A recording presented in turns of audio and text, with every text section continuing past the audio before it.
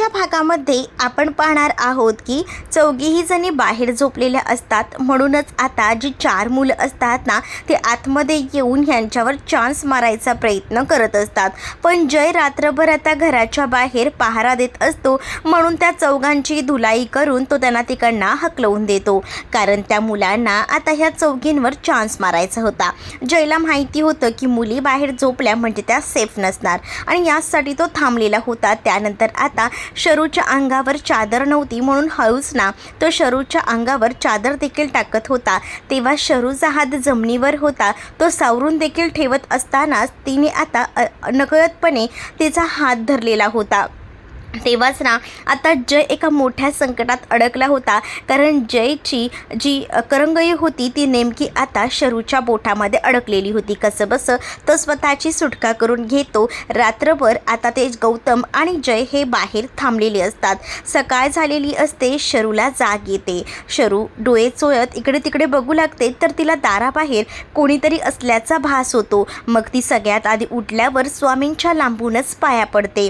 स्वामींच्या पाया पडून झाल्यावर ती बाहेर बघते, बाहेर तिला जय दिसतो। मग जय हा रात्रभर इथे काय करतोय? आता सकाळ झाली तरी सुद्धा हा इथे आहे, म्हणूनच मग आता ती त्याच्याकडे जाते आणि त्याला विचारते की काय झालं, रात्रभर तुम्ही दोघंही जण काही इथेच थांबला होतात का?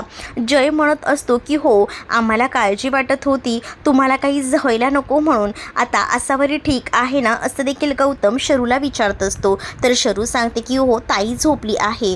मग आता तुम्ही रात्रभर आमच्यासाठी इथे थांबलात, खरंच थँक्यू, असं देखील शरू म्हणते। जय म्हणतो की आता आम्हाला निघायला हवं।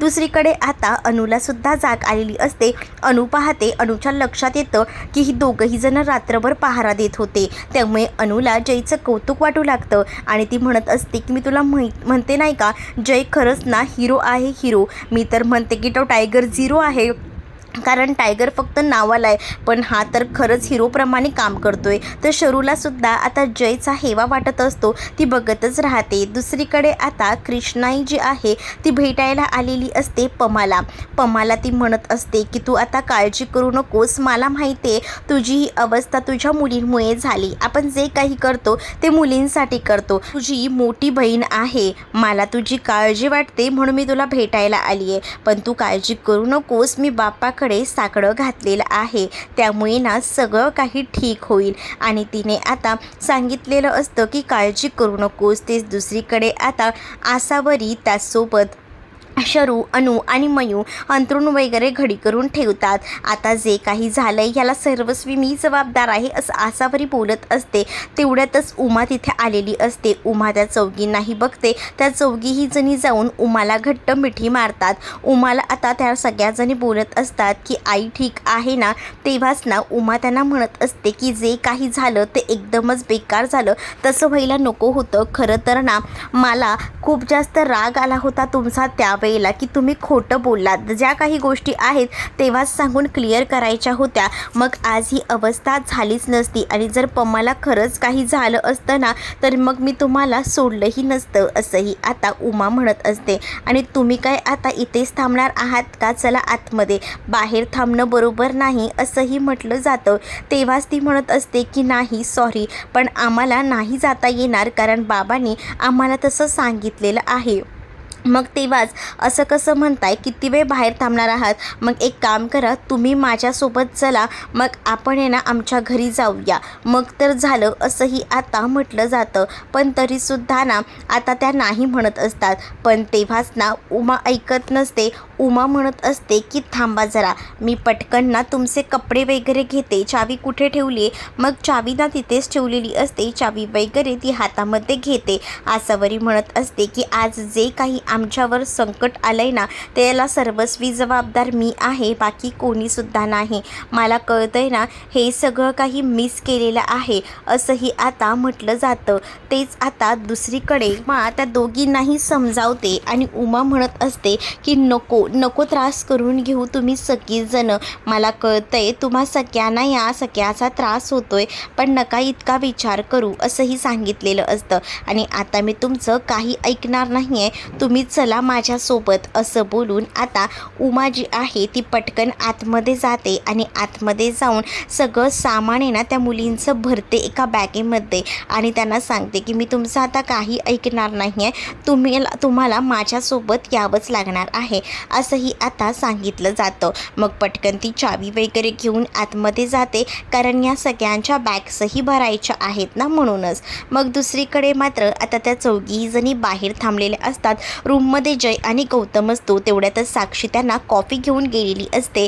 मग साक्षी ये ना बस ना असं जय म्हणतो. त्यावर आता इकडे साक्षी थोडी रागवलेली असते. साक्षी जयला म्हणत असते की मला ना तुमच्याकडनं ही अपेक्षा नव्हती, मला तर या गौतमची चॉईस कधी आवडतच नाही, पण फर्स्ट टाईम मला या गौतमची चॉईस आवडली आहे, जे की त्यांनी आसावरी ताईला सिलेक्ट केलेला आहे. आसावरी ताई खरंच खूप चांगली आहे, पण जय मला तुझ्याकडनं ही अपेक्षा नव्हती. म्हणजे या सगळ्या काही गोष्टी तू मला सांगितल्या नाही, निदान तू मला तरी सांगायचं होतं. मम्माला नाही सांगितलंस तरी आम्ही बघितलं असतं ना काय ते. मग तेव्हा जय विचारतो मिसेस परब यांची तब्येत आता कशी आहे. तर साक्षी म्हणत असते की आता त्यांची तब्येत ठीक आहे. तर बिंदू आता ह्या सगळ्यांचं बोलणं ऐकत असते.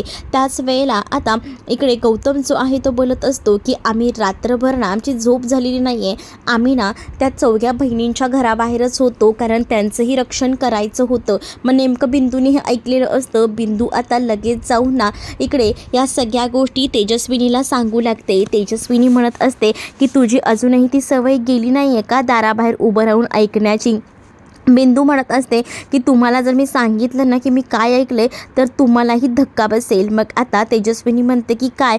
तेव्हाच ना बिंदू सांगते की रात्रभर तुम्हाला इथे काळजी होती, तुमची काय अवस्था होती, तरीसुद्धा तुमच्या मुलांना तुमच्याबद्दल काही वाटत नाही आहे. तुमची मुलं ना त्या चौघींचा विचार करत त्या परबांच्या मुलीच्या काळजीमध्ये त्या घराबाहेर थांबले होते. ही गोष्ट तेजस्विनीला कळलेली असते. जय आणि गौतम आता जसे रूम बाहेर येतात डायनिंग टेबलजवळ, तेव्हा आता तेजस्विनी उठून जात असते. तेच गौतम आणि जय बोलायचा प्रयत्न करत असतात, पण आता तेजस्विनी सांगत असते की जे काही कामाचं असेल ते मला मेल करा, मीटिंगचं काही लाईनअप असेल ते बघते मी, पण मला ना तुमच्याशी बोलायचं नाही आहे. जय म्हणतो की मम्मा अशी काय करतेस तू.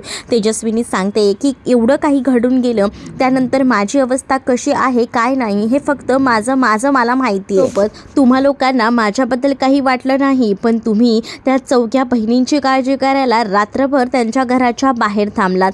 यावरूनच समजतंय ना की तुम्ही आता कसं काय करताय ते. असंही तेजस्विनी रागात बोलते आणि तिकडनं निघून जाते. तेजस्विनी तिकडनं निघून गेल्यानंतर जय गौतमला टेन्शन येतं. गौतम म्हणतो मम्मा चिडली आहे, याला सर्वस्वी मी जबाबदार आहे, कारण मम्माचा मूड मी खराब केला आहे. कसं समजवायचं मम्माला. जय आता त्याला सावरत असतो. दुसरीकडे सुभाष टेन्शनमध्ये हॉस्पिटलमध्ये बसलेले असताना एक नर्स येऊन सांगते की तुमच्या पेशंट आता शुद्धीवर आलेले आहेत आणि त्यांचे रिपोर्ट्सही आता ओके आहेत, तुम्ही जाऊन भेटू शकता. तेच आता सुभाष जे आहेत ते पमाला भेटायला येतात.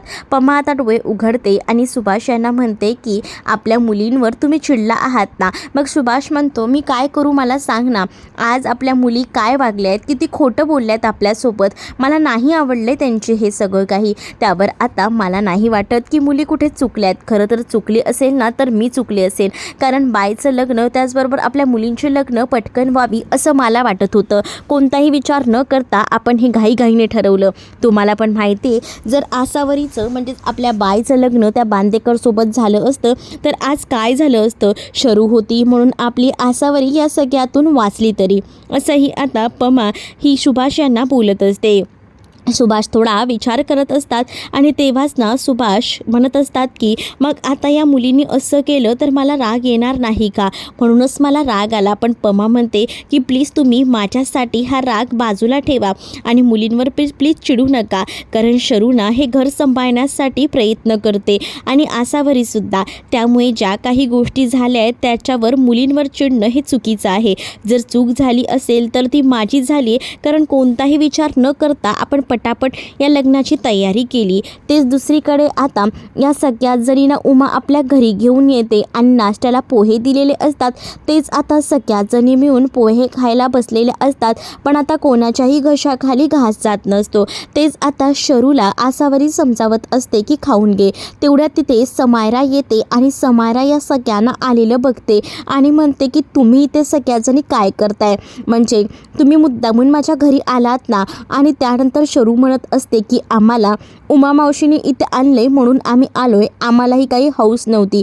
तेव्हा समायरा आता मुद्दामून आसावरीला टोमणे मारते आणि माझ्या बॉयफ्रेंडला मागून घेताना तुला जराही लाज वाटली नाही का? तुला तर चांगलंच माहिती आहे की गौतम हा माझा बॉयफ्रेंड आहे आणि मला गौतम आवडतो, आमचं लग्नही होणार आहे, पण तरीसुद्धा त्याच्या मागे मागे करणं तू काही सोडलेलं नाही आहे। त्या बांदेकरला लग्नाला नकार देऊन त्या गौतमच्या मागे तू अजूनही फिरतेस हे मला माहिती आहे, असं देखील समायरा आसावरीला बोलत असते। हे सगळं ऐकून शरूला राग येतो। तर तुम्हाला भाग कसा वाटलाय कमेंटमध्ये नक्की सांगा। व्हिडिओला लाईक करायला विसरू नका।